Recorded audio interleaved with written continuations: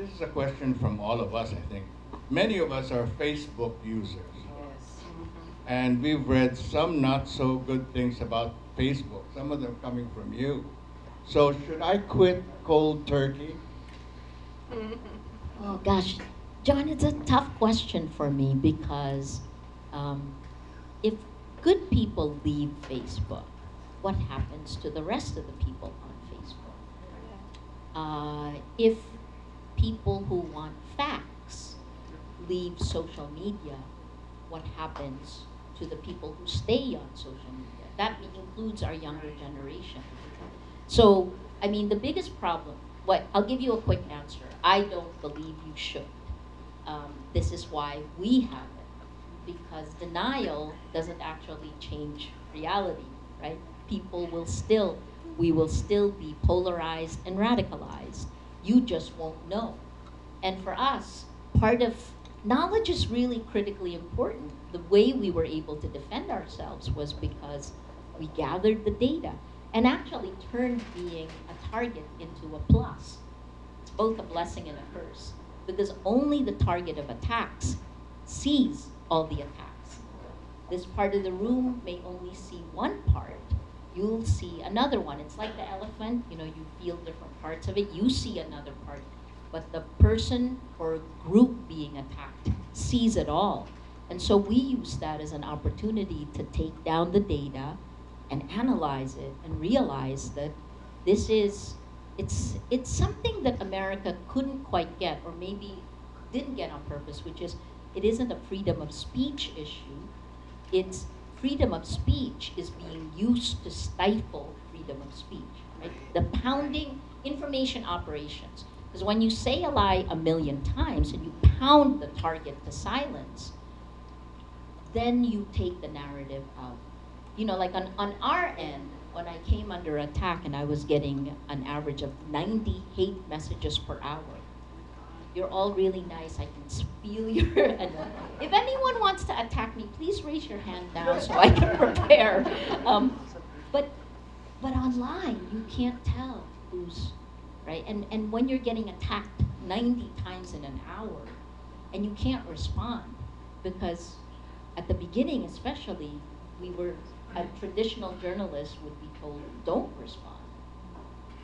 Now you really should respond because a lie told a million times becomes a fact. That's what social media does.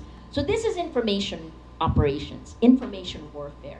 The Duterte administration used, I mean, pro-Duterte supporters worked hand in hand with Marcos supporters. And you can see from the book, you know, what we did is I correlated COA and what it said about how many people were hired. There were more people hired as consultants in PCOO than there were employees. I mean, you could see during it's footnoted in the book, but it's information operations. So if you're being, and let me just say two things that are critically important. What social media does is it exchanged our value systems. Because fundamental to the design of all social media platforms is that lies spread faster than facts. There's an MIT study from 2018 that says it spreads at least 6 times faster, lies. So imagine if you have a kid and you tell your kid, lie, I'll reward you. Lie all the time, I'll keep rewarding you. That's the incentive structure of our information ecosystem today. And when that's the incentive structure, it turns everything it touches upside down. And information touches everything, right? So if you don't have, this is, I've said these 3 sentences so many times over the years. If you don't have facts, you can't have truth. Without truth, you can't have trust. No facts, no truth, no trust. Without these 3, we don't have a shared reality, and you cannot have democracy.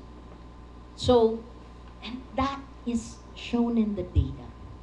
And the critical part is, think about it like this. If you keep rewarding a liar, what world do you build?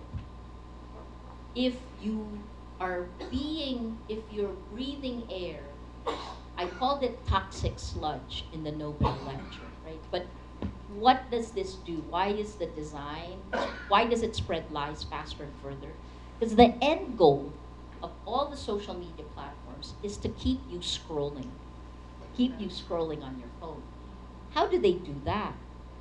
By hacking your biology, by making you afraid, angry,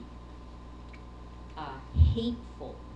Right? If you stay longer when you're angry and you write more when you're angry, meaning they get more data about you, right? So what happens when the last part that's really the most horrendous globally, I think, is the tribalism, us against them. And what you're seeing with that, I mean, Nazism, a lot of the attacks against a German friend actually saw some of them and said, that's what happened to the Jews. This is not new. It's just on a different scale, the tactics. Women in the Philippines in 2017 were attacked at least 10 times more than men. And then if you see today, forbidden stories, Rappler's part of this group. More than 30 news groups all around the world are looking at the impact of disinformation.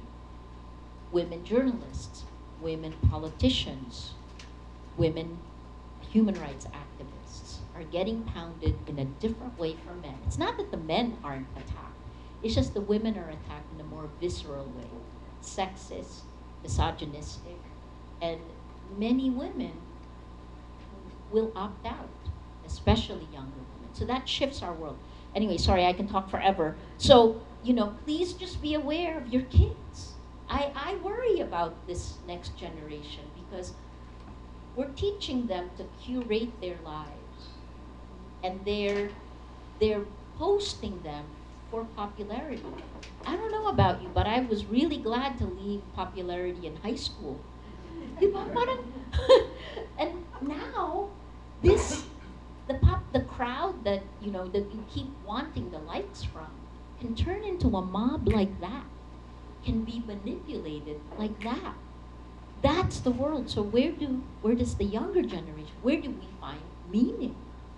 And you'll see I wrote in the book, these were all the ideas. And the Philippines was we were the petri dish.